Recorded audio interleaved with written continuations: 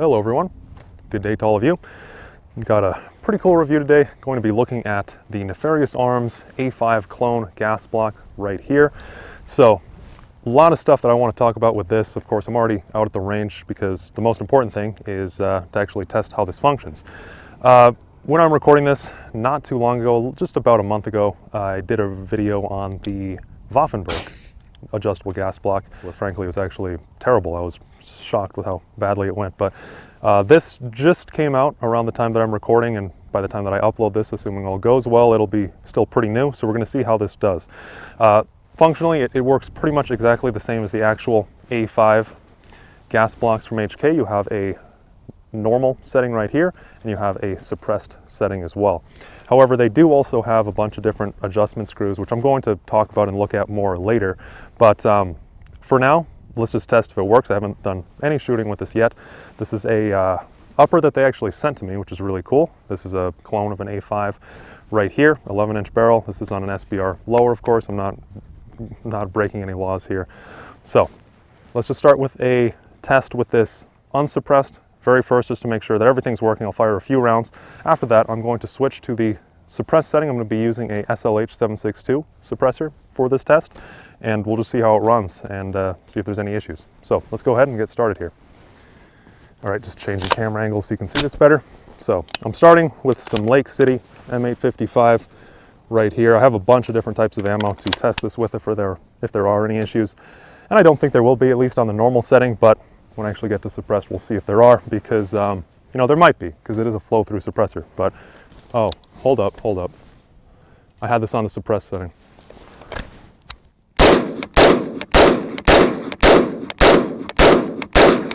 So I just put the suppressor on here. You can see to change it to the suppressed setting is quite simple.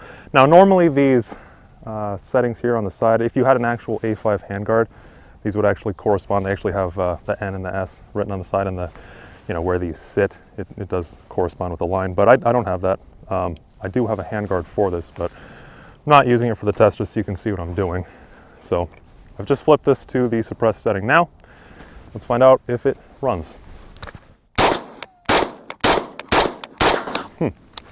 That is impressive. Actually, I was so only 5 rounds. I am, of course, going to be shooting more with this, but you know, already just first impressions, I was, given my experiences I've had with the Waffenberg, I was very much expecting, especially because this is a flow-through, that this would not run with the suppressor on the suppressed setting, but it is.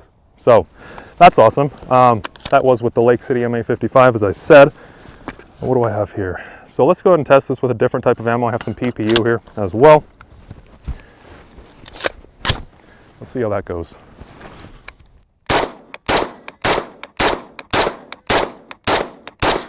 Awesome.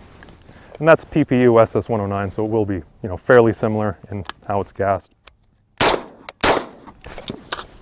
Got bolt lock and everything, that's excellent.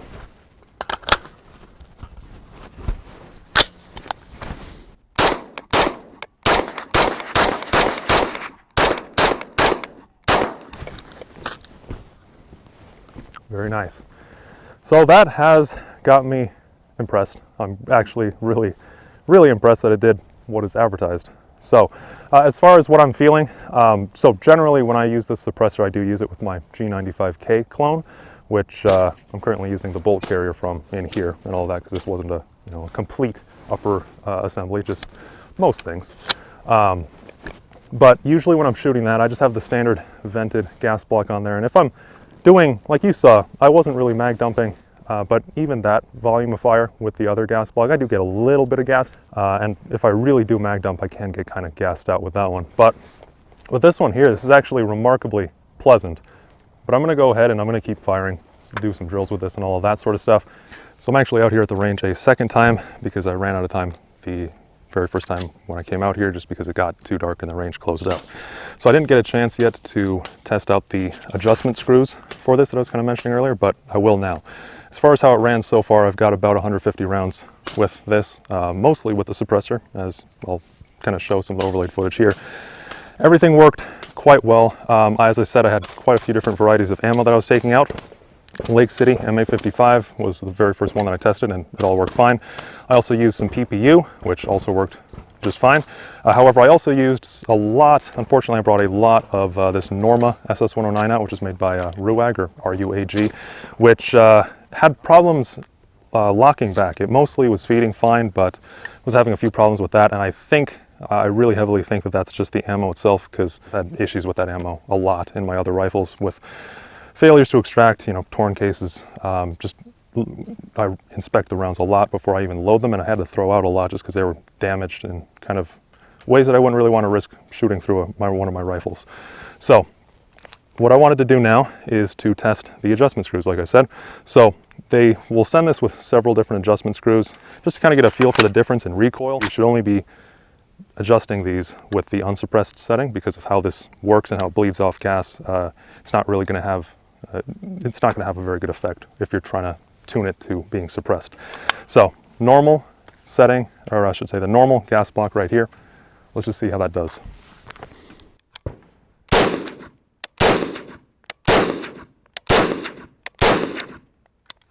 Those were good.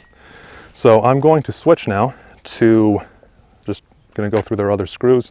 And you know, some of the screws will let in more gas, some will let no gas through, so it'll kind of have a more similar recoil impulse to the original 416. If you're having issues with, you know, kind of really poor quality ammo just not cycling, then you could maybe switch to that one.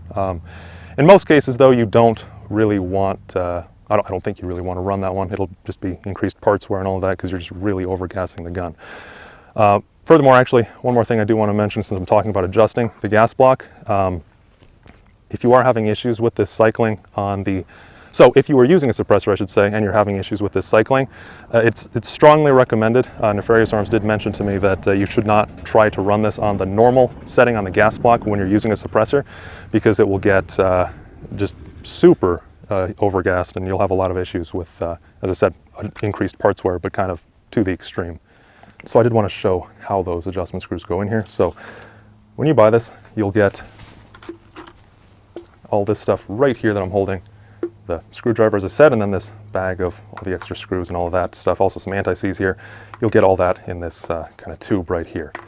So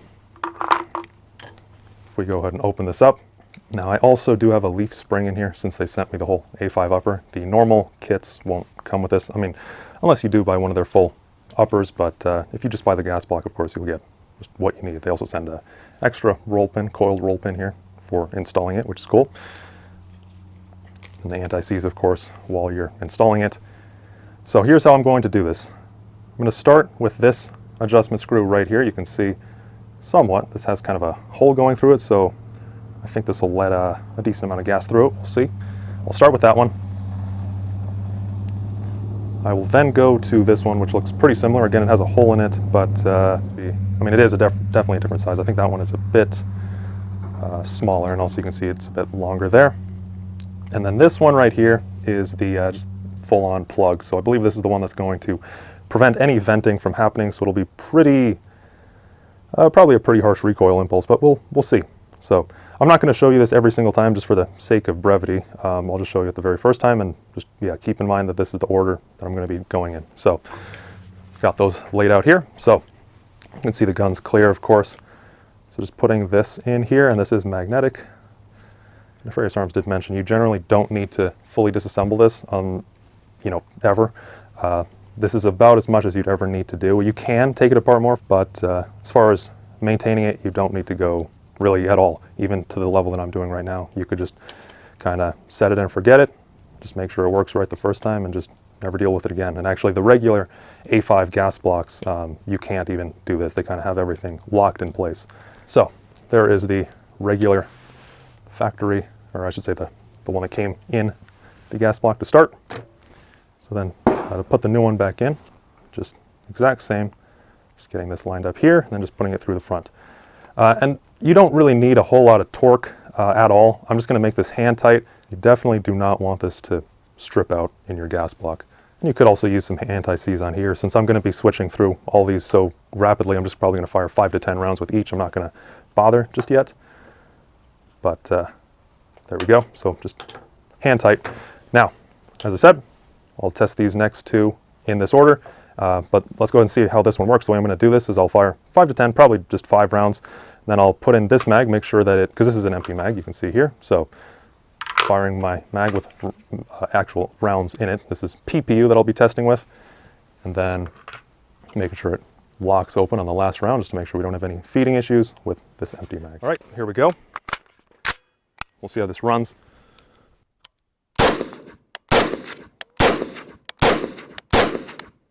It's feeling pretty similar.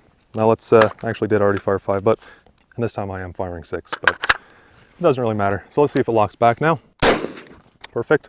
So that felt maybe slightly less recoil. It's very similar. So let's try out the second one now, check if it still functions.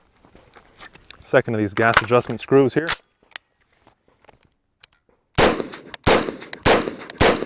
That's definitely quite a bit less there. And again, this time I'll actually only fire 5.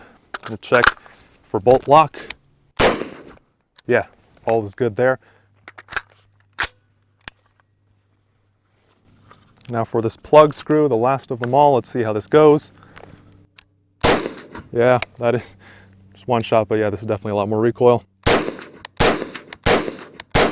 And I'm not sure how well you can see it with how I have my camera, but the brass is pretty much going almost completely forward now. I'll go ahead. I think I, yet again, fired 5 already, but let's just make sure that it locks, which I'm sure it will, but just for consistency. Yep, those are all good.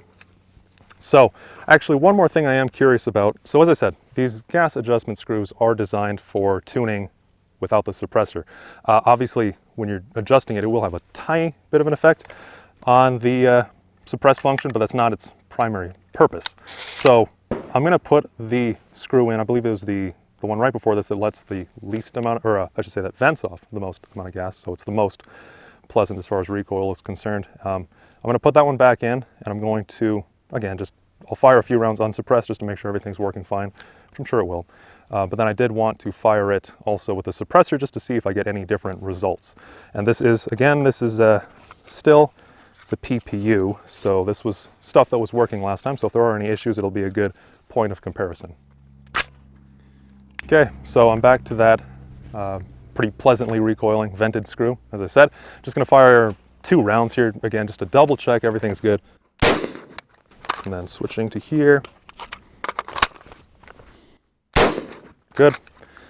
Okay, now I'm going to throw on the suppressor, and we'll see how this does. I actually need to grab another mag.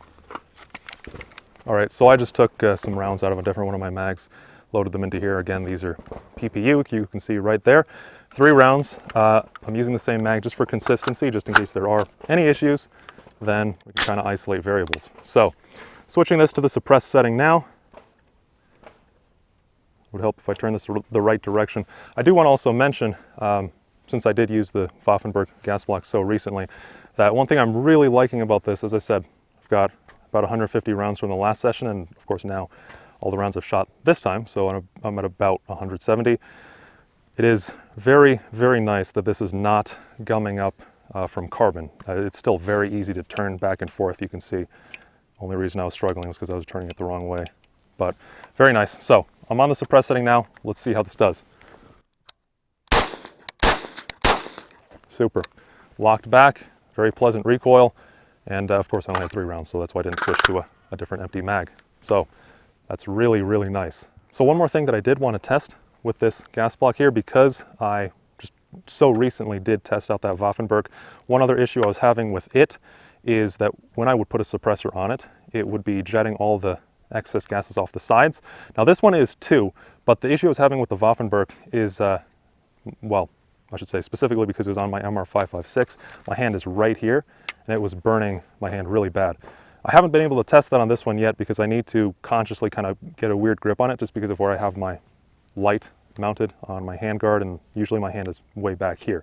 But I'm going to deliberately put my hand just right here when I put the hand guard on, and I just want to see, will it burn at all or will it be good? Because that was a pretty big issue on that Waffenberg. So I'm going to switch mags to my fully loaded one. PPU ammo, and we'll just see how this feels with a bit of a kind of more sustained string of fire. Okay, so I've got the handguard reinstalled here.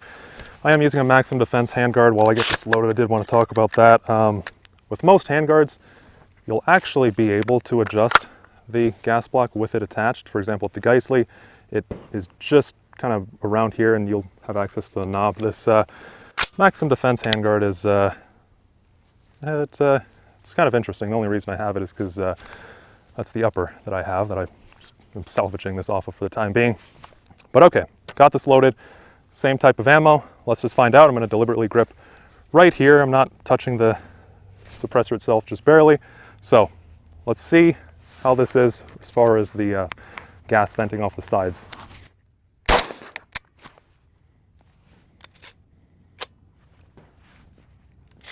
Didn't feed.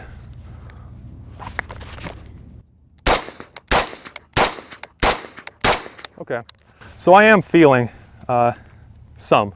There's not a whole lot on the left side. There is quite a bit on the right side. It is not as bad as the Waffenberg is, that's for sure, but it is still doing it. I mean, the gas does have to go somewhere. If anything, I actually wonder.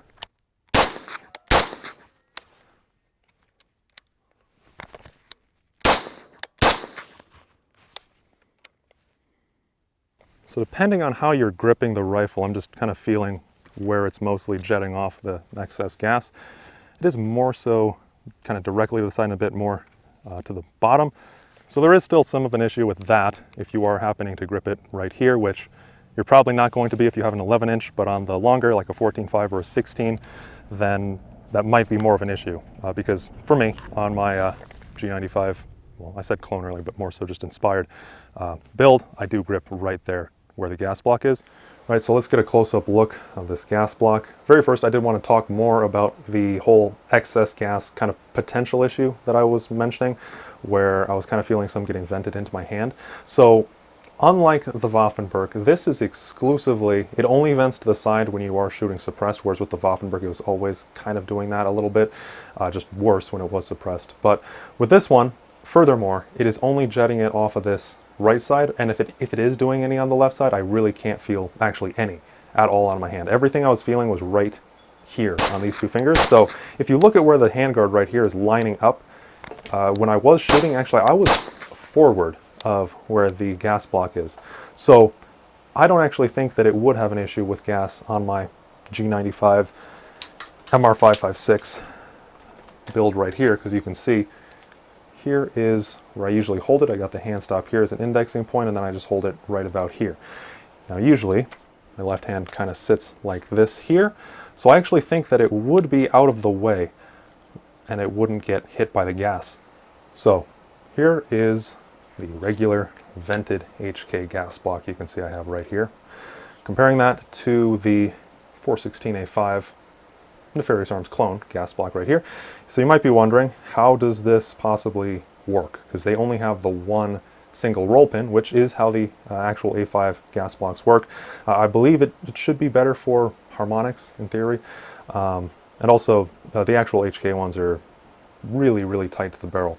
But if you want to install one of their A1, A3 versions, so replacement for this right here, the way that theirs works is it actually only uses the rear pin right there, and then the front is actually just covered. So it looks the exact same visually, but just the only difference is you only have the one pin. If the actual A5s are only using one pin, I think it's going to be fine as far as durability is concerned. I can see how that might be maybe a concern, how, like, you know, if you only have one pin holding it in versus two, that maybe it would walk out, but I don't think that's going to happen. A roll pin is already just really, specifically a coiled roll pin like this is already super durable. So I think just having one, it's not going to cause any problems in that regard. And the way that you would install one of their A1, A3 versions, for example on an MR556, would be to simply just pop out your current gas block just like normal. They actually do make a really nice device, which I will be taking a look at, again, if or when I get one of those for this rifle, which I am thinking of doing. It just slides right on here like so. You can see if I can line this up right. It's really nice and holds everything in place. The last time when I did the Waffenberg, I actually just used a block of wood, which works decent, but this is a much, much better option. So this video is getting quite long. I did just want to conclude just to say, overall, absolutely would recommend this gas block. It is such a pleasant suppressed shooting experience. I get absolutely no gas. I don't even smell any gas. It's just so comfortable to shoot with this. Really, really nice. I like it a lot that way. No issues with the controls either. It is still very easy to turn. So right now it's on the suppressed setting. Still easy to turn. Normal, suppressed, normal, suppressed. Absolutely not gummy at all. It's exactly the same as when I got it. And by the way, when you get it, it will look like this. They don't have it color filled. If you notice at the very start of the video, it did have the white paint like the actual HK ones do. But that was just something that Marvin Pitts himself did from Nefarious Arms, because he did send me this, just his personal upper, and he was just using some regular paint there. So also do note that if you do paint this yourself, it's probably going to melt off. In my case, that's what happened there. Wasn't going too crazy with it, as you saw, but yeah, it does melt off. So it does get pretty hot up here, especially when you are shooting suppressed. But just a really good gas block. My only concern about the potential gas bleed off into maybe your hand, maybe if you are left-handed, that could actually potentially be a pretty big issue. But for me, I can't confirm it yet, but I don't think it will be an issue, and I absolutely do want to put one of those on there to try out. So Nefarious Arms, they sell the retrofit version of this A5 gas block. They also sell the actual A5 compatible version of this, which comes on this whole upper, as you can see here. If you get this one, you will get the gas block itself, you'll get the barrel, you'll get the upper receiver, and nothing else. So no optic, of course. You will actually get the piston, no muzzle device, and also no bolt carrier group in here either, if you do get one of these. So, and also no charging handle, which I have off camera right now. I just put in one of my other ones. So if you go with that, you just got to drop in your own bolt carrier group. That's why I mentioned earlier I was using my MR556 one. There are some issues if you use the Brownells ones. Apparently is actually an issue with the Brownells carrier itself, which doesn't really surprise me because I have heard of other people having issues with some of the Brownells parts. Apparently they won't fit even in factory 416 and 416A5 uppers, and it's not just this one. So this has been a really cool part. Hopefully this hasn't been too long of a video. I know it's been longer than my normal, but there was a lot to talk about. Thank you all for watching, and let me know if you have any other questions on this or on anything else in the comments below. Take care, and I'll see you all in the next one.